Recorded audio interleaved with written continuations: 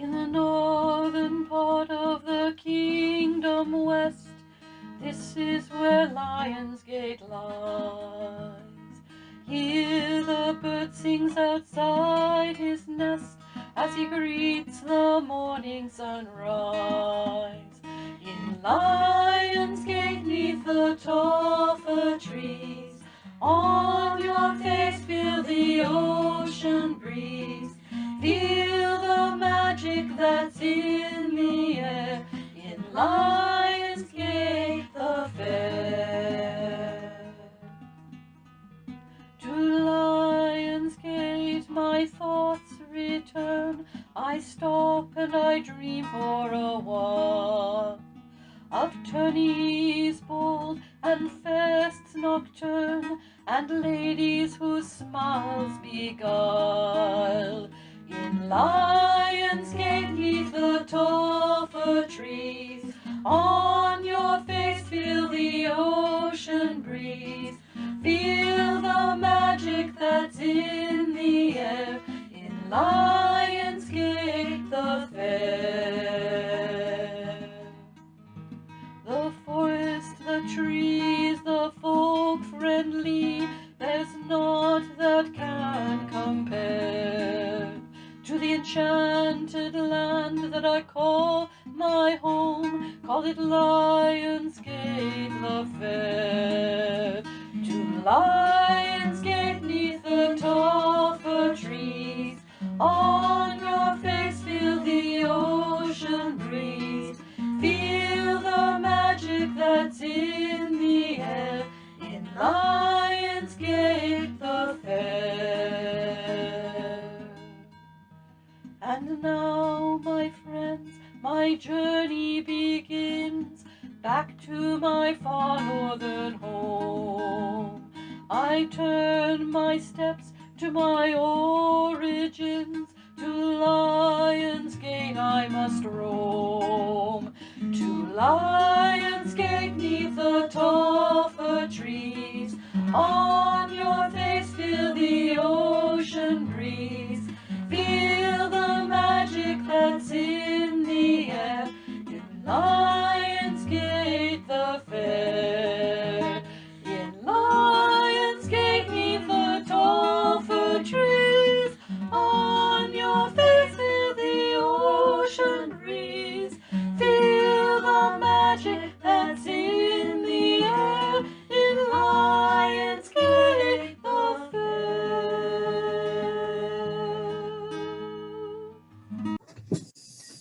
I should mute again. Sorry.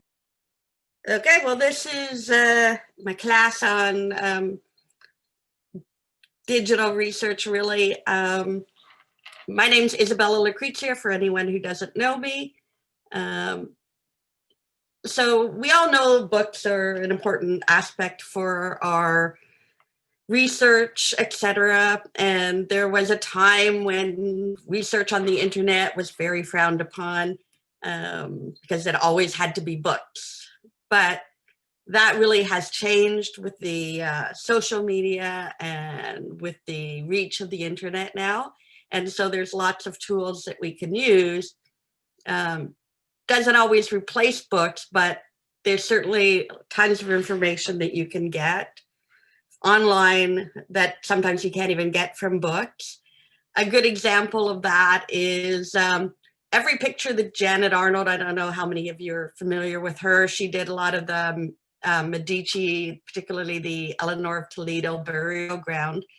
And there's actually a webpage called the Medici Project, where every picture Janet Arnold took while she was working on that project is available. There isn't any book that I'm aware of that has all these pictures.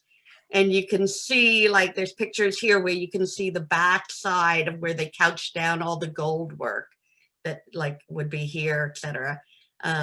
You can see details, you can see the stitches.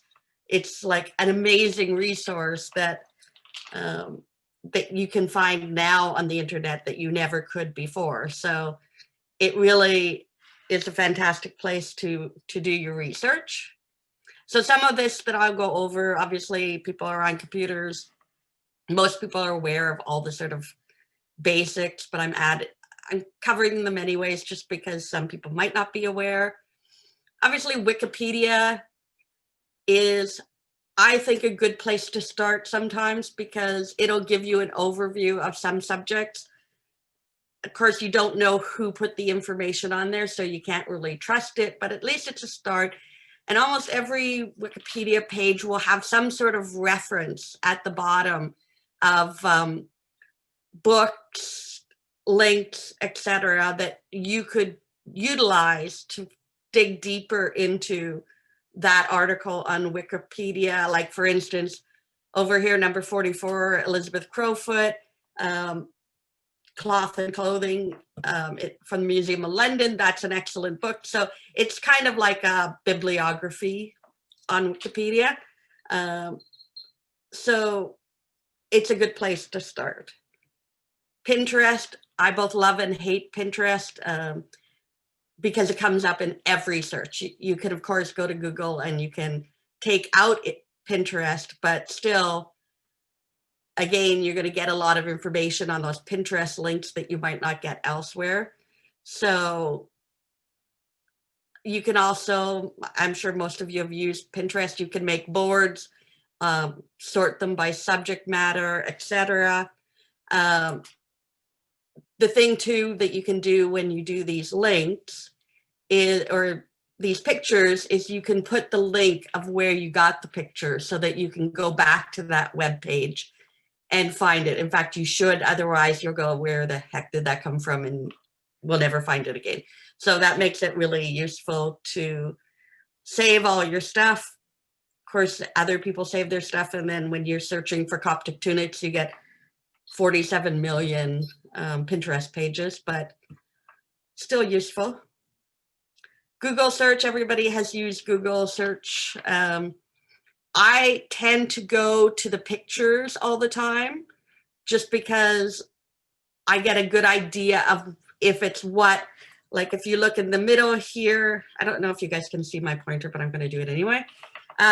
You can see like this picture here is an extant shawl, like this one the woman at the bottom is wearing. So I probably want to go and look at that link to see if there's more information about that shawl. So I kind of bounce back between the all, which gives you the descriptions, and the pictures, because the pictures, sometimes you can get pages that have nothing to do with what you want to look at. And so if you try to just go through the links, you don't necessarily, especially if they're not in English. Fun fact, this picture of Jennifer Lopez is what Google search was invented for the picture search. So many people were searching for it that Google actually invented Google image search because of it. Isn't that fun? Google Scholar is another way to search. It's more specifically academic than just Google. So you will get better PDFs, citations. It can certainly send you down a rabbit hole, because you will find, like, you can see how it says whether it's a citation, which most people I'm sure know that just means that it's mentioned in the paper or the web page, or PDFs. Several of those on this page are PDFs. So it can send you on a different direction of something else that you weren't looking for, but now, oh, that looks interesting. And so you'll click on it and go. So I highly recommend Google Scholar. You can get rid of citations, you can get rid of patents, you can, with Google, you can sort and get rid of certain things that you don't want. Like, for instance, you can get rid of Pinterest if you just want to get through that. This is very weird doing this to my own screen. Like, as far as I'm concerned, I'm just talking to myself. So that's just more, that's already what I covered. Foreign languages, this is one of the big things that I started to do, where English is great, but I soon found out that there are, of course, people all over the world researching the same things I'm researching, and they're not doing it in English, and their web pages aren't on English. So if I'm going to search for Finnish costuming in English, I'm not going to get PhD theses that are written by people in Finland in Finnish. So I started using different languages. And if you use Google Chrome, it will translate web pages for you, so that if you type in a word in Finnish and it brings up a Finnish web page, it will translate it to English. It'll ask you, do you want to translate it? And about the third time, it'll just go, okay, I'm just going to translate them all, which of course, yes, I want them translated all the time. So here's an example where I put in a search in Google Translate, and I translated it to Slovenian in this case. So then I'm going to do a search in Slovenian. And what I will do is I will search in Swedish, in Finnish, in Russian for sure. And I will just see what these different languages pick up so that I can get a better idea of what's out there. So that's basically what I just said there. So this is the pages that came up in Slovenian. So I would take that, and then now I would go to the images as well to see what images might be there. Most of these obviously are modern things. There's something there that's a textile, so I'm going to be interested to see what that page is. So you kind of go through that, and I do that in a bunch of different languages just to see what information might be out there. I also do, so when I do that as well, I'm conscious of the fact that different cities are called different things from different time periods and different languages. So I do a lot of research on late Roman Egyptian costuming, clothing. And so a big find for there was in Antino, but it's also called Antinolupus, and oh, I've got that twice. So it's like there's several different names that's under. So I search for them all because, again, depending what people are posting their web pages or papers as, it can affect which things come up in your search. So always try to figure out what names might be out there. So here's an example of a page in Russian that I found while searching a search term in Russian. Finding things in Russia, there's a ton of people doing research.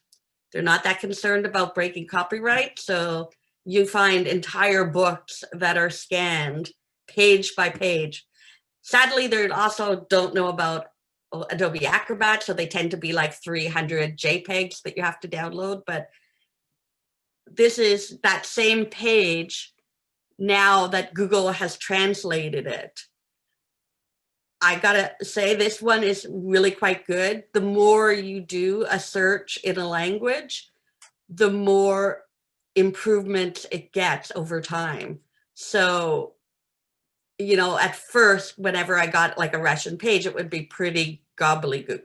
I could maybe make out enough to figure out what was on it, but now when I do one, it comes like, if you can read that, it's pretty good for being totally legible. So it's a fantastic thing that clearly we did not have, 10 years ago, even 20 years ago.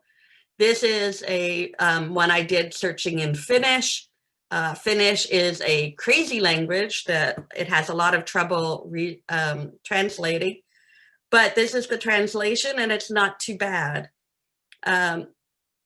If I get a word that just will not translate, I will usually highlight that word and I will Google that particular word so that I can see what comes up for that word. And even though I may not know what it totally is, it'll give me usually enough idea of what it is so that I can make out what it's saying on any given page if I see it again.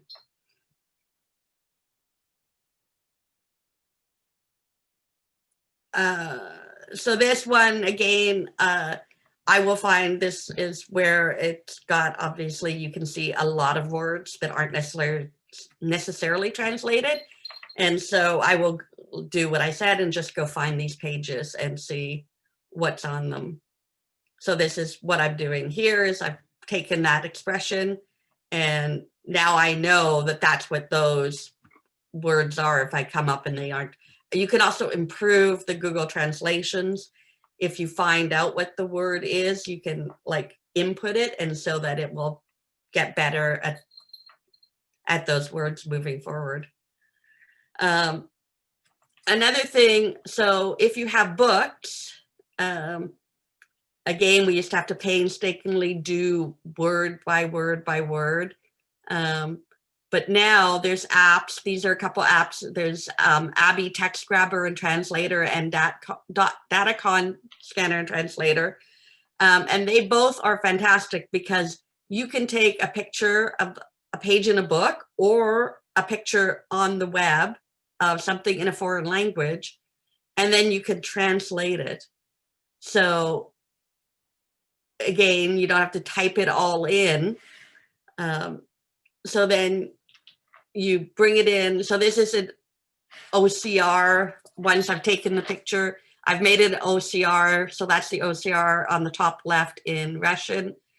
And then you can see below that on the right, top right, it's now translated it into English. And then I can take that translation and I can email it to myself. So what I often do is I will make a Word document where I will then take this from the email and I will cut and paste. So I have the Russian and I have the English translation so that I can work through the book. And then I have it. And then you can see at the bottom right, those are all different dates that I've done translations. So it's also saved in the app. So that's great. I prefer to email it so that I can make a Word document, start my translations, and keep moving with my research and come back to it when I want to. Another good source that a lot of people use is academia.edu. This is where a ton of people put up their papers and books. You have to be careful because anybody can upload their things here. So, you want to make sure that it's still a sound source if you download it. But here, like Margarita Gleba, the top left, she is an author of some books I have, and it's been bookmarked by Lisa Bender Jorgensen, who is a quite well-known researcher. I've got books like North European Textiles is one of her books, which I have right on my shelf there. So if she's interested in a paper, I'm kind of interested as well, because obviously she is one of the people I read the books from. So, and then with this web page, you can get, like, it will email you if you want. So I get daily, oh, you might be interested in this paper or that paper. So it starts tying in, like Pinterest does as well. Oh, look, we found this and we think you might be interested in it. So it's a fabulous, and you can search for subjects, authors, time periods, whatever. It's a fair amount of digging if you don't know exactly what you're looking for, but it can be quite the rabbit hole as well to find out, find all kinds of information and by really good sources. Obviously, forums aren't really as much of a thing now as they used to be, but there's still some out there. This is an example of when I was doing the Roman costuming. There's an author called Graham Sumner who I knew isn't on Facebook, but he was on the Roman Army Forum. And he's written several books. He's actually the author who had an illustration that got me started on this line of thought. And I knew it was on this forum, which I was also on. So I casually one day just posted, something about my research. and he responded to my post, and then he wanted to see the riding coats I had made that I'd started based on his drawing. And then, you know, when we communicated, he then sent me papers that hadn't been translated yet and hadn't been published. So that was a fantastic thing that I got only because of this ability on this forum. So that was one of the first times I reached out to an author myself. Since then, I've gotten a lot more bold about it. The thing about authors is they're not exactly like, you know, famous actors or famous rock stars. So when somebody respectfully writes them and, you know, asks them about their work and tells them about what you're researching, I have found that even when people don't have time to go back and forth, they've really appreciated me reaching out. So it's really good to, you know, take a chance if there's somebody that you know, but research is something you're interested in, then you've got nothing to lose by trying to reach out to them. I've done it a lot. You know, like I knew that a piece of the fabric for the riding coats, for the Roman riding coats I do, was located in a gallery in Seattle. I found that out through one of my books. So I reached out to that gallery and I was able to get a private viewing of these fabric books from that Roman find that otherwise I would never have been able to see because it's not on public display. So again, cost me nothing to reach out, and they were really happy to accommodate me. And it was fascinating to see these fabrics that were 2,000 years old and the colors were still intact. I mean, the archaeologists cut pieces out of the find, so that was terrible, but you know, worked out in my favor at this point. So that's the sort of presentation part. And now if anybody has some more questions, I know that wasn't very long, but it's usually there's questions as we go. So it's kind of.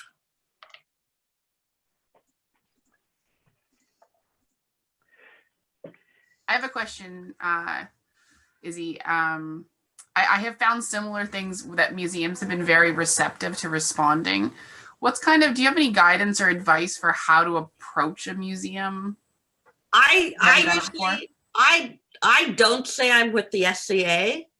I think it's better now than it used to be, but the SCA didn't used to have a very good reputation as being serious researchers or seriously interested in subjects. So I always say I'm an independent, doing independent research. So, and when I went to the Henry Art Gallery, I mean, they just have this thing, they don't really know much about it. So I was able to tell them more about the find for the textile books than they knew, because it was gifted to them in somebody's will. So yeah, just be respectful. I usually, you know, say what I admire about their work, and then let them know what sort of research I'm trying to do, what I'm trying to find out. And that's really, it's been as simple as that, really. I also find that the more specific your question, the more helpful they are. Like if you just say, I want to find out about these 10th century things, they're like, well, we have a huge collection. Which particular pieces are you interested in? But if you say, oh, I saw this X piece, the catalog number is this. Can you tell me more about it? Do you have stuff on it? They'll send you tons of stuff. Yeah, I do that too. And actually I was doing that recently. Like including the number is key. Like, and you can find that online to really get, so that the person, the like admin person who receives it, can get it sent to the right person. It's it's huge. Yeah, I'm usually researching a very specific thing. I think we all know, like when we start in the SCA, our interests are out here. And, you know, like I have books that well, boxes and boxes of books, as Ariana can attest to, that I bought early in my SCA experience that I'm getting rid of now, because I will buy 4 books that are like, one's the Renaissance and one's medieval times. And now I want a book about one button, you know, like, so you tend to take it from here to get really tunneled into one Mhm. specific thing often. So usually when I'm looking, that's what I'm doing. Is there any way that you can look for peer-reviewed material? Yeah, well, usually I don't look for peer review. I find peer reviewed. So I know in terms of academic research as well, that is sort of the thing. Is, you know, yes, you can get it from online as long as it's from a peer-reviewed source. yeah, I don't know that a lot of the research papers and books that we're looking at would be necessarily peer reviewed. I don't think, like, when I'm looking for scientific stuff, then I will go to places that have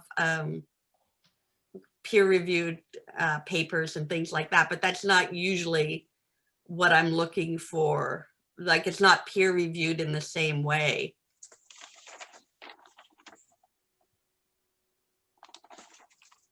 Oh yeah, somebody mentioned JSTOR. That's a good point. Yes, JSTOR is a good source, and it's free right now till the end of December. So some of these websites like JSTOR do go free every now and again. So and it's, if you're an alumnus of a university and have a library card there, that often gives you access to their library, and they have JSTOR usually as part of their yeah, offerings. yeah. And you can buy a membership to get access to JSTOR when it's not free. If you want to get a lot of papers, then it's worth paying for. I usually keep a list, and then when I get enough to make it worth it, I'll buy like a 1-month thing and then download all the papers that I want to download. Yeah.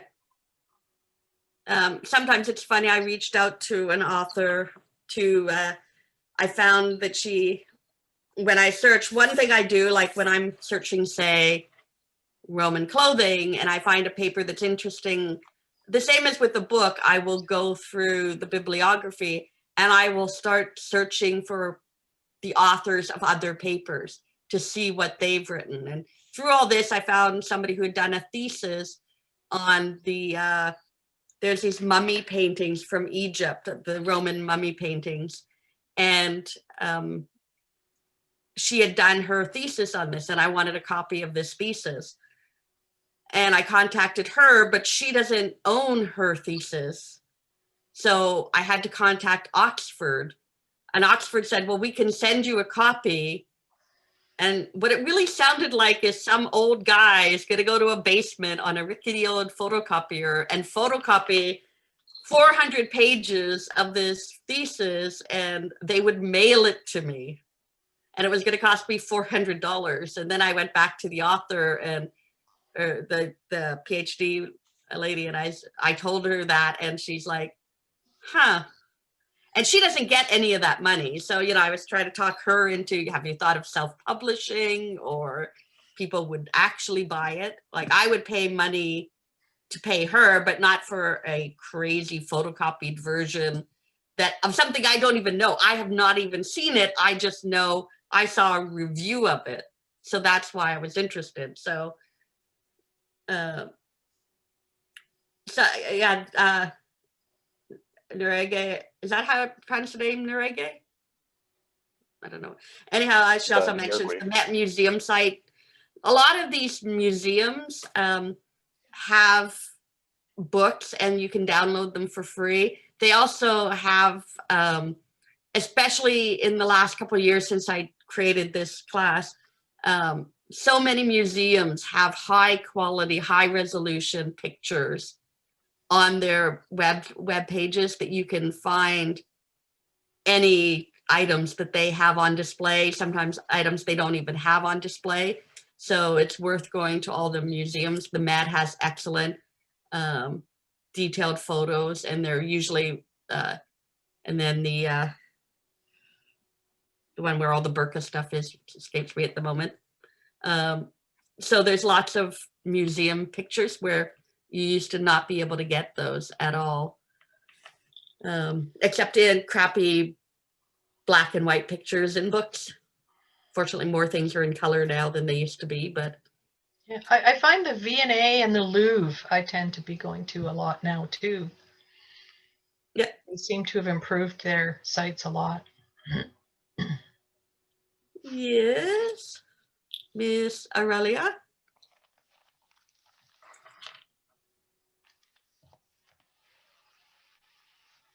Actually, it was me is that had the question. Well, So you're putting up your hand, so. when you were talking about translation, you talked about translating from Finnish and that it's a bit crazy. And so I was thinking as you were saying it, that Finnish is said to be fairly close to Magyar or closest Magyar than anything else, which is what they speak in Hungarian. So I thought, what if you translated to Magyar first? Would that give you a better translation? So my question is, French is a really global language. If you were to translate to French from a source language to French and then English, have you ever tried anything like that? If you're struggling to get a translation? I do that sometimes, but the trouble is I don't speak any of those other languages either. So I don't know what's being changed. In terms of like the Google Chrome, it automatically does it. So, but I do like in Google Translate when I'm putting things in, I will try to switch up languages and I sometimes do that where I do different languages to see what slight variations I get. I wouldn't necessarily do it with a huge amount of words, but if I have like smaller couple words or something, I'm not saying it wouldn't work, but I just don't know what would be changed as you jump from language to language. It's a good point though. Yeah, you could end up with a new Bible. All right, thank you. Thank you.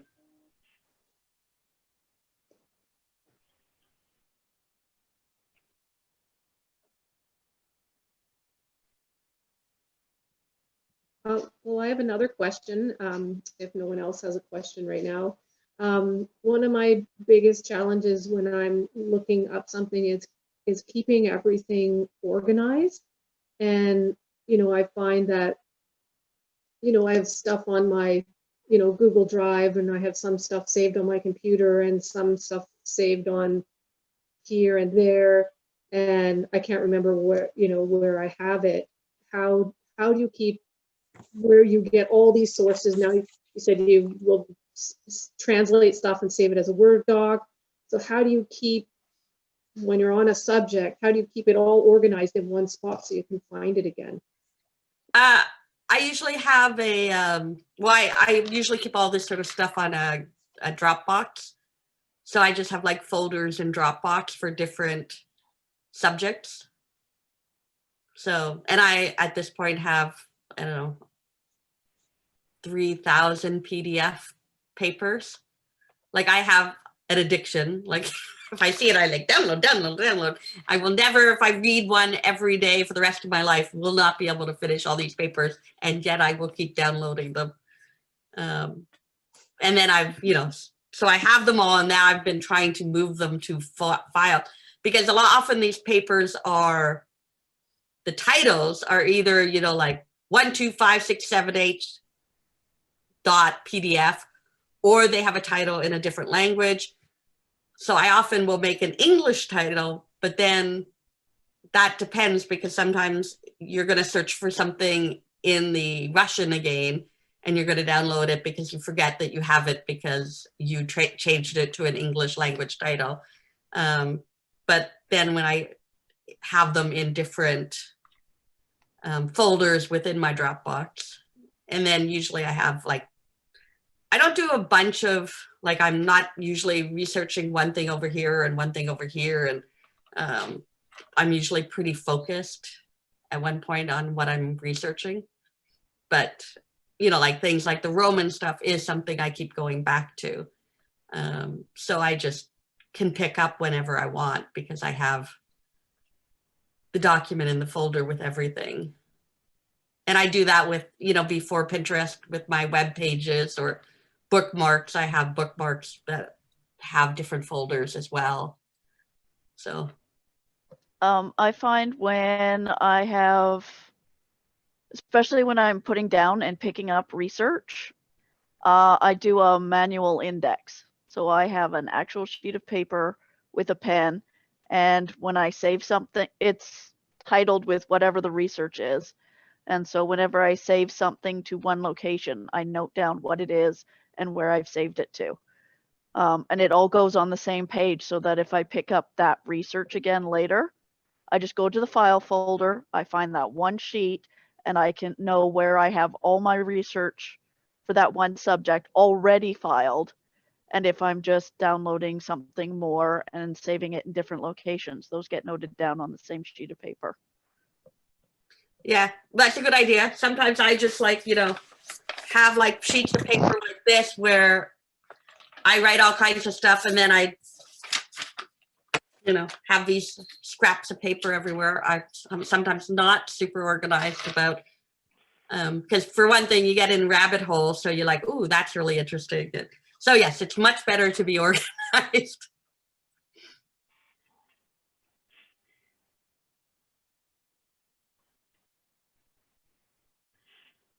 I'm working on, right now, what I have been sort of looking at is some of the Cantigas de Santa Maria in terms of looking at the original music. And what I have found I've been doing is printing them out. So I'll print out the original, I'll print out a square note version of it. Eventually, hopefully I'll be doing my own interpretations of them, which will then go on to my, I'll be putting into my music writing program and printing it out that way. So I find for me, having a physical, you know, of images, having the physical there works well, and having them in a file folder, I can then have, there's the file stored on the side. Just get Yeah, that. I used to be that, and then I moved one too many times and do not enjoy paper. Like actually my last move, which was a year ago, I got rid of, I had class handouts that I got from a class I took from Laurelin my first year in the SCA. Like I had file folders, like you say, Guilty as but charged. I've never really gone back to them. So I just keep moving around these papers. I have books like literally at this point are like 5 feet away. And I would Google that before I go and pick up the book because that's how lazy I am. I'm the other way around, but I'm going to share something with you guys from where I am in my study. That's, those are my 2 degrees on the shelves there, and down there on the end, lower it down a bit, ITHRA things in binders. Got them. I actually do still go back to them occasionally. Yeah, But I have books with the bookmarks as well.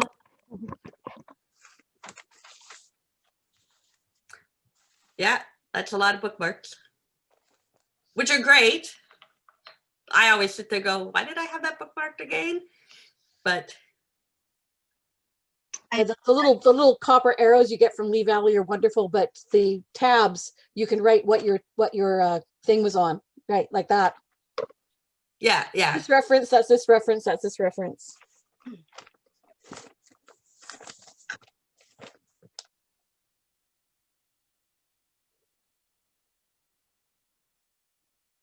Have you ever come across where you have found a resource and you use that resource, and then later, you know, like we often see over time, that maybe there's been a change or some new technology, and now a resource you used to use and, you know, found it to be reputable, but now over time no longer is because of some new Sure. discovery? Yeah, sure, there's new finds all the time. That's why I like never say never and never say always, because we don't know a lot about a lot of what happened. Viking clothing would be a perfect example. People have a lot of hard and fast rules about what they did and didn't do based on very little evidence. So you have to approach things with caution and say you can develop a theory of what you think, but you have to be open to the fact that there's new finds, there's new information, and be flexible about it. And like especially when you start in your essay career, like I said, you have these like your views are out here on what you're interested in, and you don't know things like maybe a book with all line drawings is not the best source for costuming, because that's somebody's interpretation, and if you don't know where they got what they were drawing from, you don't know what it is. And so you start getting more specific about what you're looking for. Okay, now there's paintings you could look at instead, or now there's extant. And like you say, some can be discounted. I know that there's what's his name? Thor Ewing has a book on Norse costuming. It's actually quite good overview, but he has this one thing about one find having beads sewn on to the dress. And I thought, oh, that's super cool, but I couldn't find out anything about it. But it was in a book, so it seemed like it should be true. And most of his stuff in there was, so I finally reached out to him, and he's like, yeah, I kind of thought that, but I was wrong. So I'm like, okay, so I've been searching forever for information on these damn sewn on beads on a front of a dress, and they don't really exist. So, but at the time he wrote the book, he thought that was accurate because of the way they were found in the grave. So you should always, you have to have, Vikings did not have time machines. You have to have a logic for that, but you also have to be open that you could be wrong.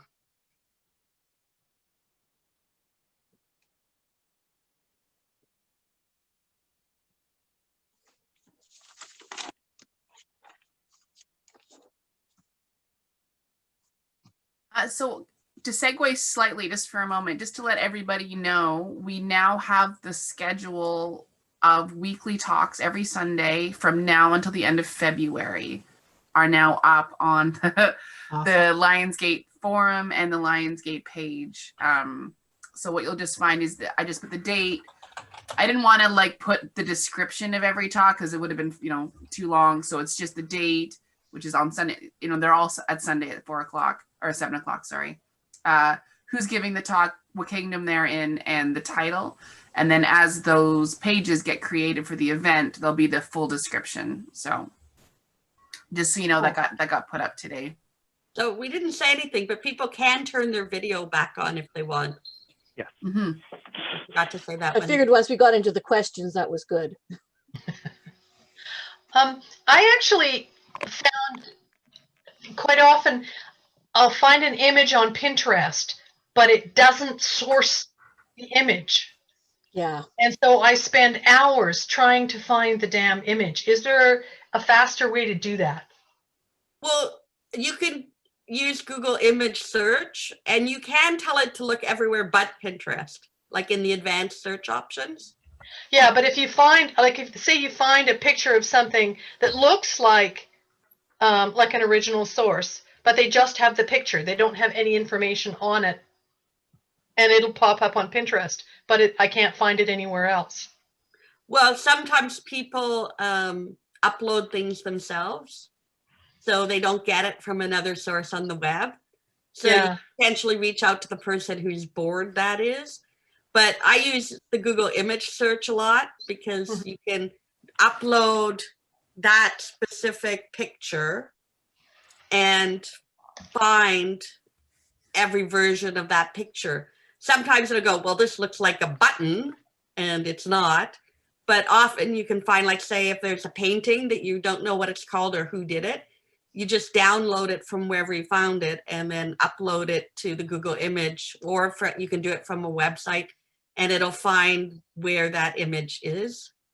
You sometimes have to dig through a bunch Mhm. of pages to find where it's from. But a lot of people put things up that they don't put any link or anything, so it's less. Drives me crazy. Well, and it's whack-a-mole too, because once one person puts it up and other people share it, you don't even know where the original Yeah. post was. Yeah. I'm having a bit of a challenge where a little bit ago, I guess a couple of years ago, the Museum of Denmark posted some pictures regarding some of the textiles they had, because they had discovered that some of their stuff was metal, not linen or something else as they thought. Trying to find, so I mean, there's a lot of those same images on Pinterest, but I can't seem to find where, because I want a couple of those images for some of the research I'm doing, just to, as an example. And I can't seem to link it back to the Museum of Denmark anymore. They don't have that. They don't seem to have their images up for just anyone to see. Are you sure? Because I mean, last time I looked at the Museum of Denmark, they were all there. You can reach out to them and ask them for pictures, and they might have more, because not everything they have is on display. So they might have, that would help if you saved like the ascension number, grave number, whatever it was that it was found. It makes it easier for them to know. They didn't have that. Okay, first of all, I am exceptionally new to research, so I wouldn't have known to make that notation even if they had it in that original stuff. I can't find any more information on it. But the biggest issue was the fact that this was stuff they had already had in from the bog finds. They had already had it listed as linen or hemp because they just assumed. And then new technology came along with their microscopes and everything else. And that's when they discovered, oh, wait, this isn't. And they actually found that some of this fabric came from often Scandinavia. It actually made the trip over to Denmark and the like. And what they were coming up with was a burial cloth that was out of nettle, and the DNA showed it to be from Scandinavia. This is out of articles since then, but I can't find the images again. I'm like, so frustrating. So, okay, so, Well, if you know they're from the Museum of Denmark, did you try reaching out to the museum itself? I did send an email, but I suspect that maybe my very newness to this whole entire concept may have had them go, whatever, and ignore me, because I never got an answer back. Yeah, you could also post in some of the Facebook groups, especially some of the more scholarly groups where, you know, there's going to be people that know more about that subject that can point you in a better direction, might have a book with that in it, might have the ascension numbers, whatever, for that particular subject. Okay. Like Facebook groups, there are a ton of them for every subject you can imagine that have people, in some cases, people who write the books we read are in these groups and are usually very helpful if you're looking for stuff. So as far as I can tell, the stuff about nettle cloth is not in any books per se, because it's something that they only just actually realized, other than the inventories from King Henry VIII and actually the Medici Castle mention nettlecloth, but because these are inventories, they were handwritten, and it's only as people are putting them into text, searchable text, that I was able to even find some of the references to them. So still, I mean, this is where the internet actually has been helping. So it's Just a have bit of to a challenge. Yeah, just keep digging, ask around. Keep, Yeah. Okay. like I said, in some of these forums, people will know, especially when there's groups with people from Europe, et cetera, that are at these museums all the time. So, Okay. Thank you.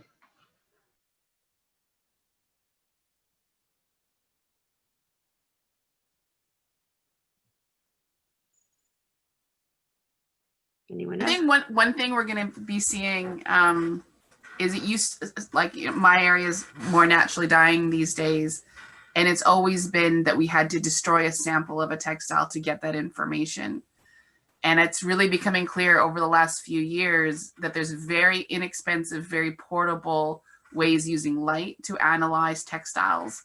And so the number of papers in like 2019 and 2020 where this stuff is coming in now, you're seeing it in Egypt and you're seeing it in South America, and I think we're going to start seeing it in Europe. So there should be, speaking of research, a lot more stuff coming in now that the technology is caught up to be more non-invasive to textiles.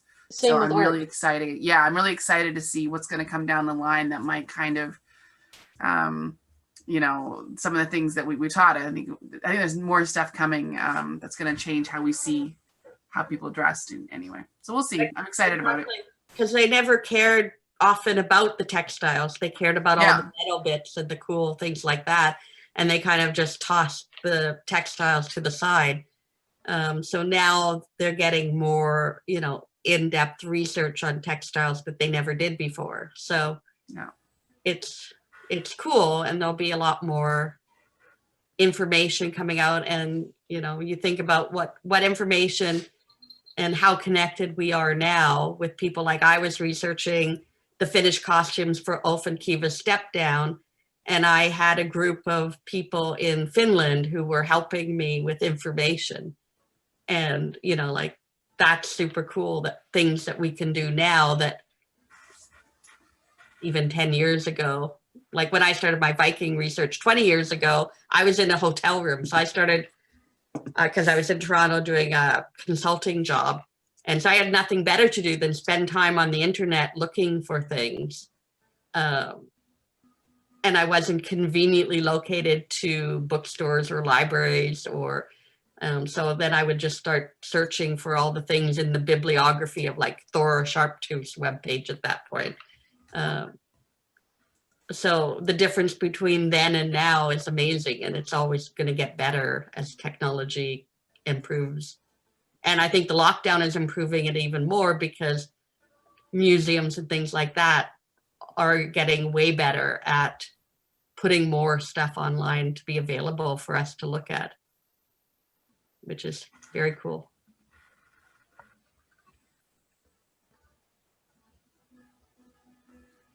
It just reminds me of what it was like. Christine will remember this too. What it was like when we joined the SCA 40 whatever years ago. And there nothing, you know, before the internet.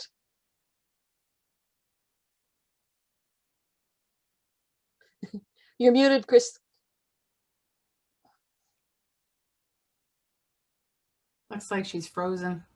No, she There. was I'm muted. back. She is. No, I wasn't. I had muted myself. It's like I remember we used to have to go and get photocopies from UBC and travel everywhere to get anything we could. Well, I remember you giving me the my first minstrel songs that you hand wrote for me, Yep. probably during one of your classes. Yeah, I remember. Yeah, I come into Still the have those. I come to research on honestly because when I was in high school, I would go see a show like Evita, for instance, and then I'd be fascinated going, okay, well, what was she really like? And I'd go to the library and I'd be searching through microfiche newspapers of her time period to find out information about her. So researching the SCA just kind of fit that I need to know. Like, Yeah, I don't know remember her- spending so much time in special collections at UBC. Yep. I don't know Absolutely. how many hours. The I music spent. library, yeah. Yep. Yeah.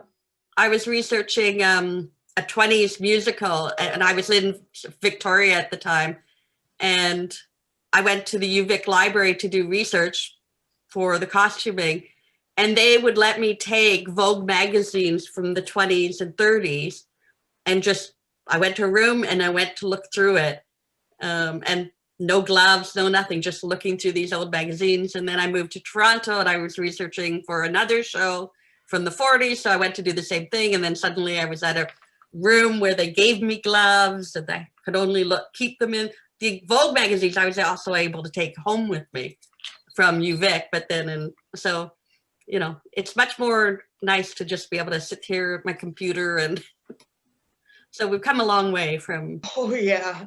I'm doing renovations on my house right now, and a big part of it has been going through boxes that I haven't gone through in years and years. And I found, Kushag, you'll find this interesting. I found a whole bunch of music that I had photocopied out at the UBC music section, music library. I bet all the pages were stuck together, weren't they? And well, actually, they weren't, surprisingly enough. Oh. I couldn't believe it. I had this big, big white cardboard envelope full. And so I gave them to Nikolai because I figured he'd use them. But I'll have to poke him. I still have, share. and I loaned out a book that I had, someone got me from the University of Glasgow. And they photocopied the entire book, and it was the belted plaid and the saffron shirt. And Oh gosh, yeah, I still that have keeps it. me back. It's a photocopy, yeah. But that's going back to having to photocopy 400 pages to get the resources you want for the thing, right? And the photocopying wasn't anywhere near the quality that we You get couldn't now. tell what the picture was by the time you got the photocopy. Yeah. Well, I find that when I reference it, because I have referenced it for people, and I find when I reference it now, it's so old, I've had it for like 45 years, that sometimes when I'm going through the paper, some of it's coming up on my hands. No. Like the ink is wearing off. You need to scan it or take pictures. You can use your phone as a scanner these days. Did I mention 400 pages? No, that's not going to happen.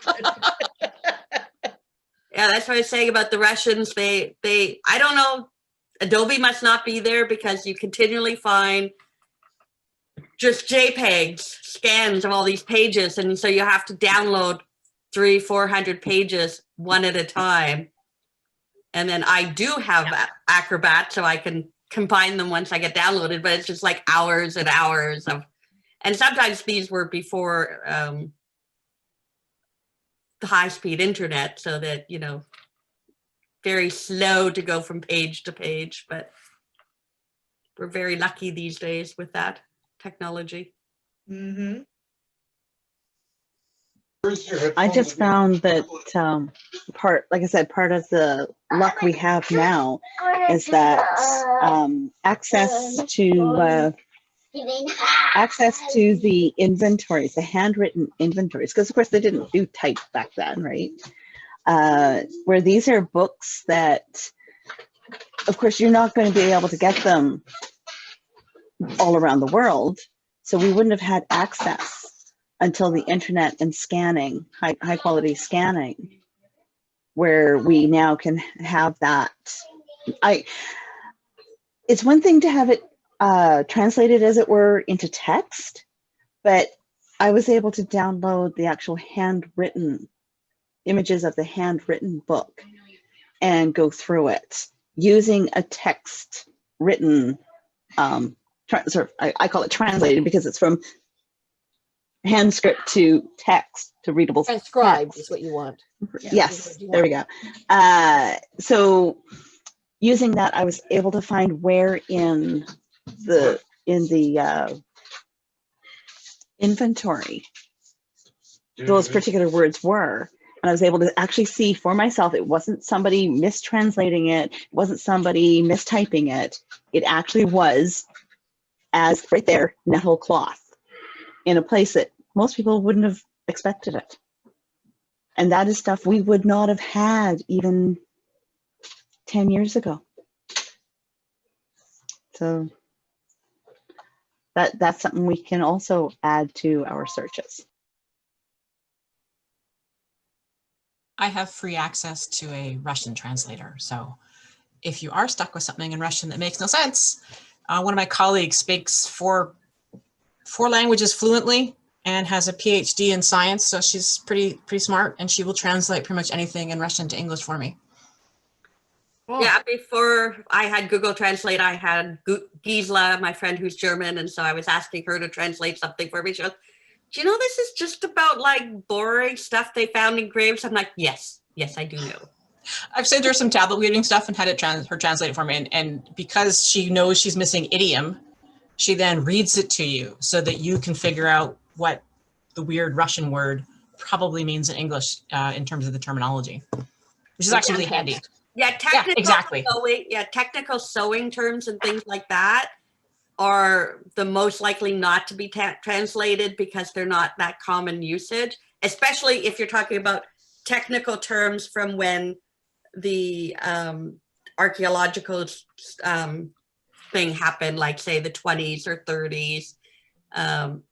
So they might be words that have fallen out of use. So you get these words where you're like, even when you, so you just kind of have to make an educated guess about what that might. And if you do get stuck on one of those, by all means, send it to me because I can get Alex to try to figure it out for me. If she can't figure it out, it sounds weird, but she'll bounce translation options off of you and then if you have some context, she can help you figure out what it is a little bit easier than trying to guess it on your own. Yeah.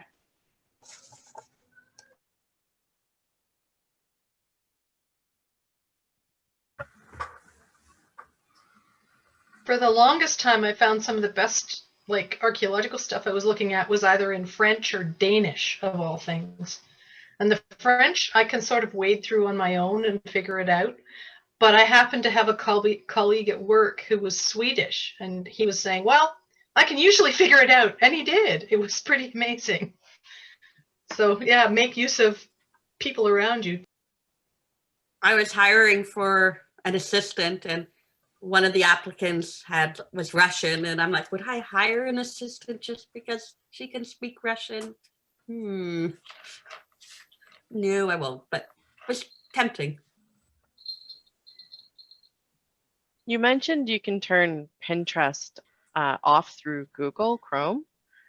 How do you do that? Because Pinterest drives me crazy. When you go in to Google to search, you can go to the advanced features, and then you can do like minus Pinterest. You can do that too with anything. If there's, say if like you're searching for a person and there's a famous actor with that same name, you can say minus this particular person. And you can do that. I haven't done that for a while because I keep the, let's see.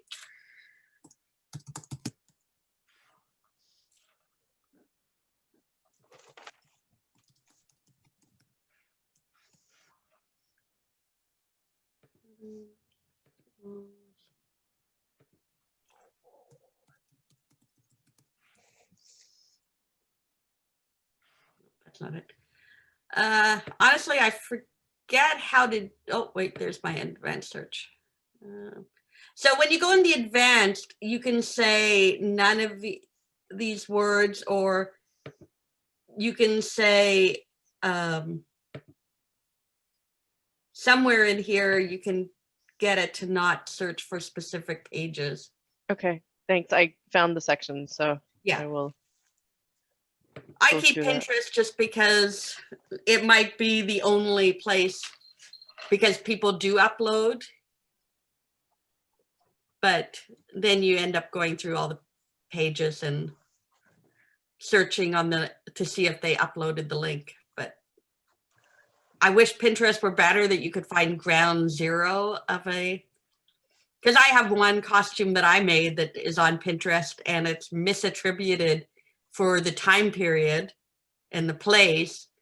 And somebody sent me, oh, look, your thing is on there. And I tried to send them a correction. And then I just realized, oh, it's a losing battle, because everybody that now has shared it has shared the same description for it everywhere. So it's like, if I go back to the first person, then it would probably change all of them. But Like all those Pinterest images of the Italian, you know exactly what I'm talking about. Those ones that everyone says are Italian, Sicilian. oh, the Leggio. Yes, those ones. I know those drive you crazy.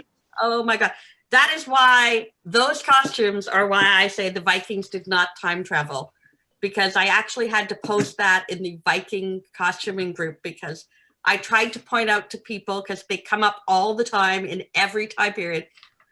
So they like, well, the Vikings traveled first off, they're modern recreations. They're cool, but they're modern recreations. They're Norman Sicilian. They're not Viking. But you know, well, the Vikings went everywhere, and I'm like, but they didn't time travel.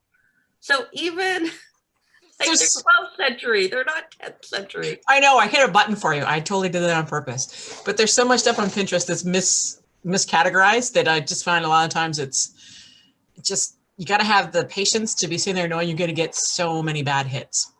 Even museums have things that are misattributed, or, you know, like there's the ancient Finnish costumes where they were they kind of have like, look like they have like a, not a bib, but they kind of have wide straps, and that's how they were recreated for the museum. And that's wrong, whoever interpreted them, since there's been more fines. But lots of people have recreated that look because that's how the museum, and museums aren't wrong, but they can be. So it can be frustrating. Have you ever, Izzy, come across any roadblocks, for example, like doing internet searches, where because you're in Canada, you wouldn't have access? You know, like for example, I was researching an object, and you know, it was at this museum, but the museum didn't exist anymore because it was destroyed by war. And so they referred me to another museum, but it was in a country where I guess because I'm in Canada, I don't have access. I didn't have access to anything on there. Have you ever come across roadblocks like that in internet searches? No, like you can get that for videos, but I've never had that for a website, that it's not available. Like you can't get into the website at all. Yeah.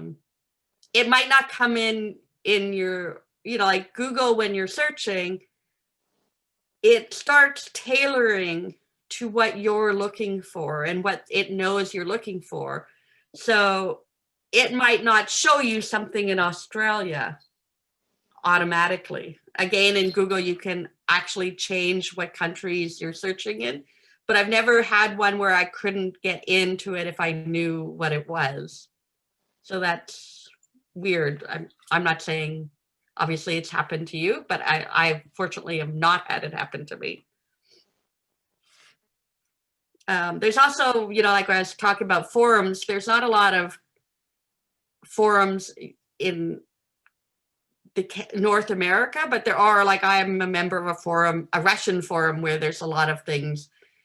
So there are types of forums still available to look at, but they're not necessarily in our language, but you can go search through them just like you can any other forum if you know the search terms you're looking for.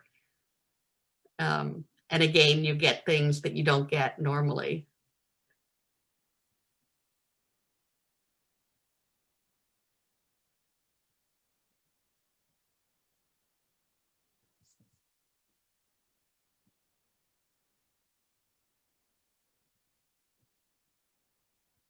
Okay, it doesn't seem like anybody has any more questions.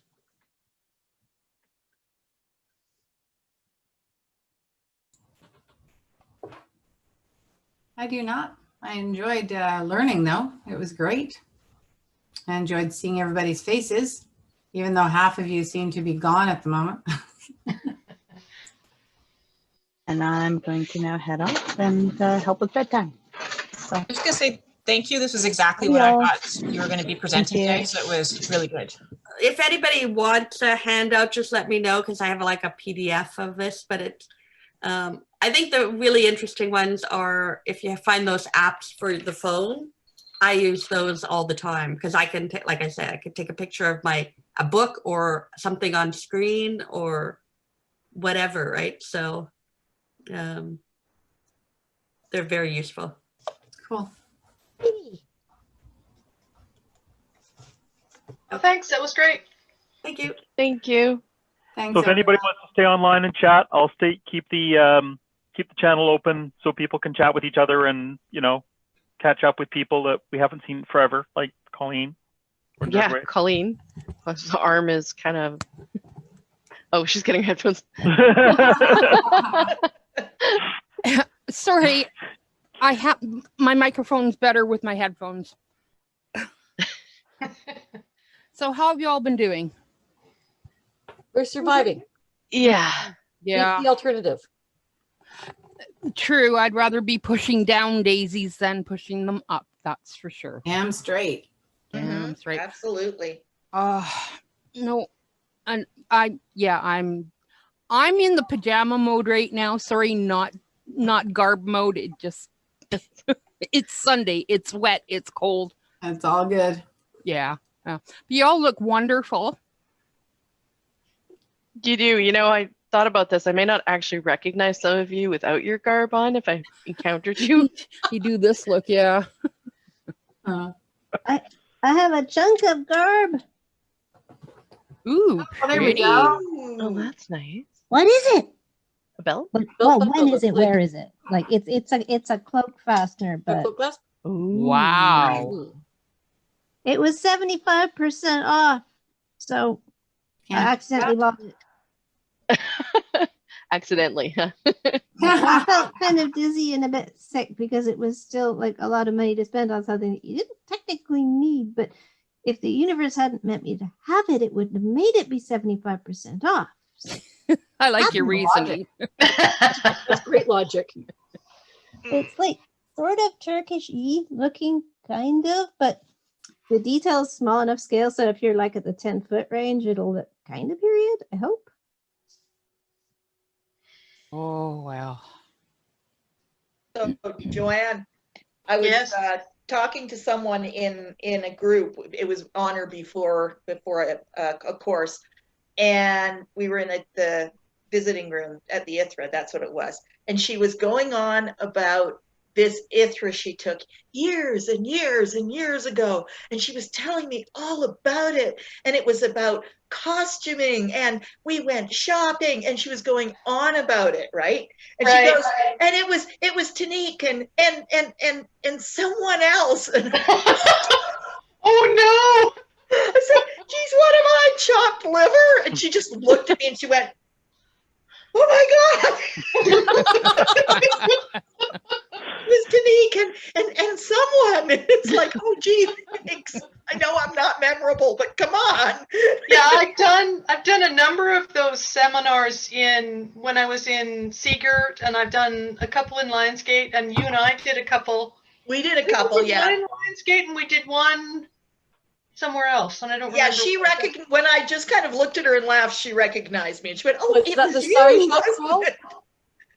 it? Was that the Sorry Shop crawl? Yeah, that was the Sorry Shop crawl. Yeah. Yeah, well, Christina and I started those workshops, God, long time ago. Before Andrew was born, and he's going to be 35 in January. Oh my God. Yeah. Wow. Yeah. So- Yeah, because I remember when you were pregnant. Yeah. Holy crap. Yeah. That was, yeah. It's hard to believe. Yes, but do you remember when I was pregnant? Yes, I do, Yeah. actually. I've known Christina longer than any of you. Well, we met when you were what, 14 or 13? 13, because she was She's almost my stepsister. She was almost my stepsister. Yeah. Yeah. My parents And dated for a long how time. old were you, Christina? Oh, I would have been in my 20s Yeah. when I met you. Christine and I went to high school together. I was grade 12 when she was grade 11. Yeah, I know you were already in the right. SCA. Huh? I had just joined the SCA Yeah. the summer between grade 11 and 12. Yeah. I was in the SCA when I met you. Absolutely. Absolutely. That's where I first heard about it. Yeah, that's right. And I think you were all of like maybe 14. I was 13, I think. 13. Wow. Yeah, because our parents lived together for about 3 years, didn't they? Yeah. That's right. Small world. So I don't know. I always refer to you as my stepsister because 3 years. They were common law. Close enough. Yeah, no, like I said, we got online here and it was like, oh my gosh, this is old home week. It is. It totally is. I'm seeing all these people I haven't seen in so long. I decided to not be invisible anymore about 5 years ago. Excellent. Yeah, so I got dragged kicking and screaming by some people. It's like, stop it, you're not invisible. Oh, but yeah. So what are people researching? Oh my God. Which list do you want? One thing that you're I researching. got costume stuff. I got card stuff. I'm still working on the stuff from the Mary Rose. I'm looking up tapestry because I'm unhappy with the current state of the tapestry books I've got. They're just not detailed enough. I'm researching all kinds of cooking stuff. I want to learn how to do tapestry. It's fun. I love it. Oops. I'll pick up my loom. This is my 8 tapestry loom. Salish loom? A thrift store. No, it's called a ram loom. It's actually meant for tapestry. Ah. So very similar to a Salish loom. Right. Yeah, this one has teeth, which you can't see because they're white. Oh, got it. And it has the ability to adjust the tension based on I have one of those. Aimlin found one at a garage sale for free. And so he picked it up and he brought it to my house saying, you weave? Here, it was free. I couldn't pass it up. And it's about a little bigger than yours, but it's got teeth on it. If you send me a photo, I can tell you whether it's a tapestry loom or a cross stitch loom. Oh, it's not a cross stitch loom. Okay. No, I do cross stitch. It's not a cross stitch loom. You can always find the big Leclerc tapestry looms on Craigslist for like $100 or free even because they're huge and hard to rehome because people buy them thinking, oh, it's a loom. Then they get it and they go, oh, wait, it only has 2 shafts. It's for tapestry and it's like this tall and this wide. A whole wall. Yeah, I have one of those. I figured if I got really ambitious, I could use my warp weighted loom for tapestry. Yes, you can. Yes, it's the same thing. Absolutely. Yeah. The Leclerc ones are based on that, but have treadles. But they're set up that way. Yeah. I saw one of those actually. I'm a member when I decided I wanted to learn to weave because I'd done. Actually, I think I do all the same weaving stuff you do, Morwena. It's funny we have so much in common. I started with card weaving because it's small, it's compact, I can take it to places. Portable. And I was doing card weaving and a member of our local Weavers and Spinners Guild up here saw me doing card weaving and invited me to a guild meeting. So I went to the guild meeting and the ladies were all there with their Appleseas and Fox Noses going, we have the cards, we have the book, but we don't know where to start. So when they do displays, I always get invited to demos because I'm the card weaver in the group. But wonderful group of people. My gosh, they're so supportive and encouraging, and they go all over. These women go all over the world to study their craft, and then they bring it back to the guild. It's just incredible. Well, I only have the online guild. I have the Jane Stafford online guild. Oh yeah. She goes to the Middle East and India. I know the name. Teach weaving. Yeah, Jane's great. Yeah, I know the name. Yeah. Yeah, she's on Salt Spring, I think. Yes, yes. Actually, when I went to Salt Spring last month, I was buying these silk, silk wool stuff that she was spinning, and she's not spinning it anymore. I'm like, but I loved it. no, she's not doing any spinning, but she does still have hand-dyed silks. They're not done by her, they're done by her neighbor. Yeah. But she had it was so perfect. If you ever get a chance to talk to Lynette, I made her garters out of it. I made she sells woven garters for the her. Jaeger Zephyr, which is a wool silk, which is probably Wool silk. why she's Oh my stopped. God, I love it. I love it. If I could find so don't somewhere tell else. you she's got a bunch of colors on sale right now because she's discontinuing them. Who is? So there's a number of colors that Jane is discontinuing in the Zephyr, which is a wool silk mix by Jaeger. Oh, so they're on sale on her website. Oh, and her shipping. What's her website? JaneStafford.com, I believe it is. Yeah. And look Can you under spell? Hang on. Can you spell her name for me, please? Jane. Yeah. Hang on, we'll type it out. And then Stafford. Stafford, STAFFORD. Yeah. And no, they're not super cheap. They're expensive wools, but she's got a number of colors that she's not going to carry anymore. So they're on sale. And I have to say her shipping is amazing because her online store is Shopify. So you add it to your cart, you click ship, and it shows up in 2 days. Wow. Ooh, this So, is like, dangerous. I've ordered from Penelope, who's in White Rock, and it's taken 3 weeks to get here. I've ordered from Camilla Valley Farm in Ontario, and it takes 3 weeks to get here. But if I want it in a hurry, I order it from Salt Spring, and I get it in 2 days. That's incredible. And it's just Rabbit super nice. hole, here we come, right? Mm-hmm. Yeah. And it's super, super soft. I've been using the stuff that Asta's hand dyeing at Impossible Knot Yarn Shop. Oh yeah, she's doing really beautiful dyeing. Yeah, and I've been pretty much exclusively using hers, and I love it. She's getting her wools. I can't remember what the blend is, but they're from Italy, and I've been using only her lace weight and getting really great results. One of the things that's nice too that Jane does is, so she's got the 2/8 cotton, that your typical 2/8 weaving cotton, but then they did a line of silks to match them. Ooh, nice. So they're hand dyed silk, and they're expensive as hell. They're like $48, $48, but it's a big skein. It's like 100 grams. So it's twice the size of the skeins you get from Sanjo. But a lot of them are dyed to almost perfectly match the 8/2 cottons from Maurice Broussard. So you can use your cotton as your weft, as your warp, and use the silk as the weft and get a beautiful, you use the cotton for the strength and then the silk for the softness. And it comes out super, super nice. Silk is pretty strong too, though. Yeah, it's just, it slips when you knot it. Yeah, and if you push When it you too knot it under hard, tension, it has a very bad habit of pulling out. Yeah. So It does. and also just that way you get the nice structure with, if you have tassels on the end of your scarf, for example, Mm-hmm. they're cotton, they're nice and firm, but then you get this super softness of the silk and the weft. What I've been That's doing why I like with the my wool silk combo, because it solved that problem. Yeah, so she's got, like I said, she's got the Zephyr, which is not hers, but there's a number of colors that are on sale because they're discontinued. I had one of our guild members up here lay on me 2 big black garbage bags full of Conans. Because up here they all do big projects and I do small projects.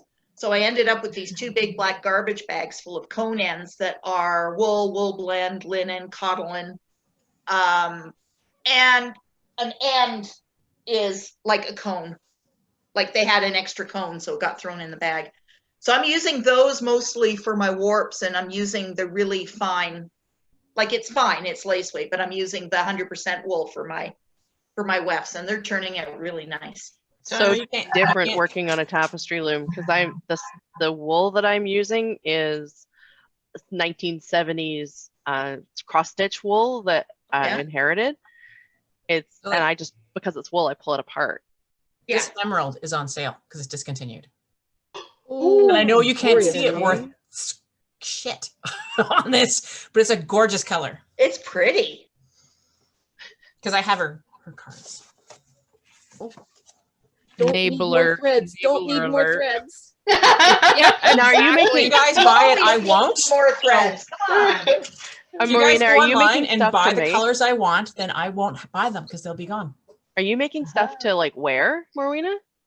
I've made like a hood, which I wove the fabric. I dyed the yarn and I wove it, and then I hand sewed it. And I've woven yardage to make some Roman, but I found that wool, it works really beautifully as twill, but it's a bit itchy. Yeah, I bet. In plain weave, so it's not very. I don't think I'll want to wear it. And I weave a lot of stuff for like Norse costumes, like the panels that they wear in the front. Oh, okay. Because I can do those fairly quickly, and people are interested in buying them. It's funny for someone who hates Norse costuming. I weave a lot of stuff for sewing for Norse costuming. Fair. So I just wanted to show you, this is kind of like the size of what they consider cone ends in my guild. Oh my. Nice. And they're just beautiful That's a lot colors. of trim. I'm just getting them handed to me because I'm a small weaver. I do for my card weaving, right? Kate, remember Kate? Yeah. Baroness Kate, not Baroness Kate, Princess Kate. She came by to pick up some towels because I've been hand weaving, of course, cotton towels. Yeah, I've been And seeing she the yarn pictures. bombed me and brought me 2 garbage bags of wool because she's like, yeah, I bought all this stuff and I can't weave. Here, you have it. So I have 2 garbage bags of wool. It's good for tablet weaving. It's not enough to weave any cloth, but there's definitely enough to do some tablet weaving, and I have been using it for that.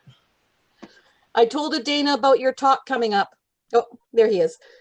I told Dana about your talk and she's all excited. Oh. No pressure. No pressure. I think she just wants to see you again, so. That's part of it, right?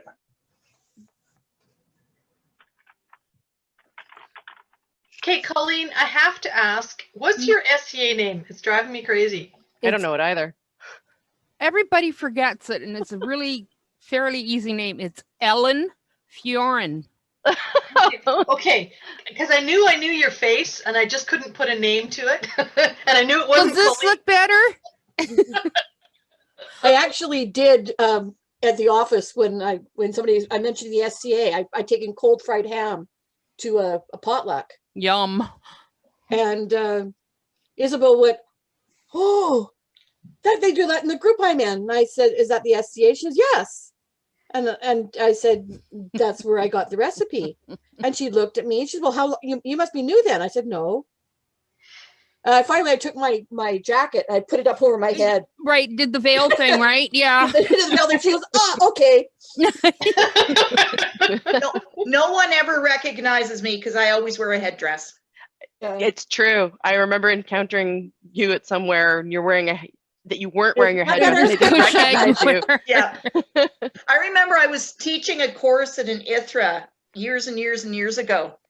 And in Vernon, and I was getting ready to leave because I had to drive home to 100 Mile House, and I had really short, really curly hair at the time, and I took off my headdress and I went to the bathroom and I grabbed some. Only people with curly hair will understand this, and I grabbed my hands full of water to bring the curls back, and I walked out, and Amanda started talking to me, and someone else, a couple of people just kind of stared at me, and it was just like, did I just like take a course teaching? It's like, yeah. I get that a lot because I say in the background a lot. I fringe on everything, literally. I know do that too. I feel more comfortable, but I've known, acquainted with like Joanne through her mom and a couple other people, but I've been playing for maybe the least amount of time as compared to the rest of you here right now. I've been only playing for about 15 years. So it kind of, yeah, but doing the virtual classes and stuff like this gets you really exposed a lot more to people that you've seen, but you haven't really spoken to or been peer feared at one time. It's not that bad anymore, but yeah. You know, those pointy hats kind of scared me off for the first 5-6 years I was playing. Now it's not so much.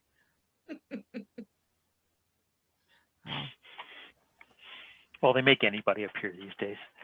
Speak that. of. I've heard that. Mm-hmm.